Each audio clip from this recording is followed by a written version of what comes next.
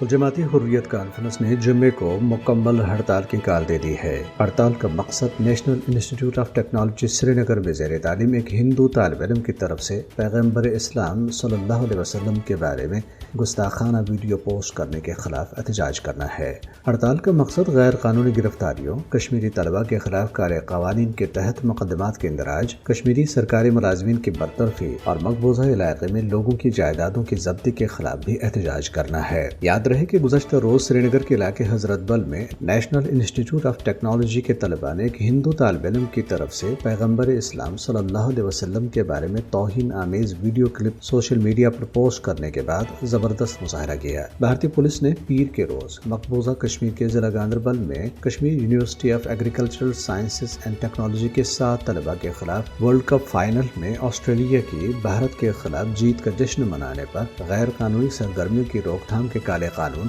UAPA کے تحت مقدمہ درج کر لیا۔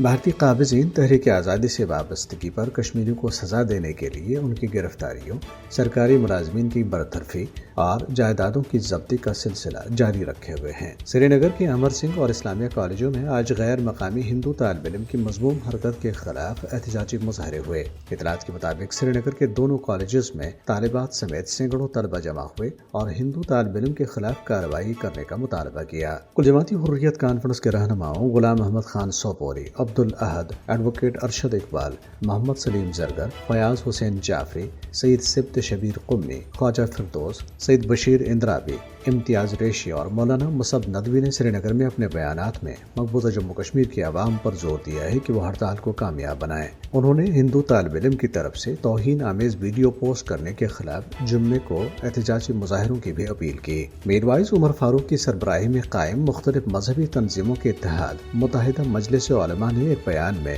ہندو طالب علم کی طرف سے حضور صلی اللہ علیہ وسلم کے خلاف توہین آمیز فعل کی شدید مذمت کی۔ Jammu Kashmir democratic freedom party نے سری نگر میں ایک بیان میں مقبوضہ جموں کشمیر اور بھارت کی مختلف جیلوں میں غیر قانونی طور پر نظربند کشمیریوں کی حالت زار پر تشویش کا اظہار کیا ہے۔ قابض حکام کی عوام دشمن پالیسیوں کے خلاف جموں شہر میں احتجاجی مظاہرہ کیا گیا۔ Communist party of India Marxist کے سینئر رہنما محمد یوسف طارقانی، جنہوں نے مظاہرے کی قیادت کی، نے بجلی کے شدید بحران اور ملازمتوں میں کمی، بے روزگاری اور بڑھتی ہوئی مہنگائی کی وجہ سے کسانوں، محنت کشوں اور عام آدمی کو درپیش مشکلات پر قابض انتظامیہ کو کڑی تنقید کا نشانہ بنایا۔ ادھر بھارتی ریاست ہماچل پردیش میں دیواروں پر سکھوں کے لیے علیحدہ وطن خالصتان کے حق میں نعرے تحریر کیے گئے۔ ریاست کے ضلع اونا میں بدھ کو ماتا چند پورنی مندر کے قریب دیواروں پر خالصتان کے حق میں یہ نعرے تحریر کیے گئے تھے۔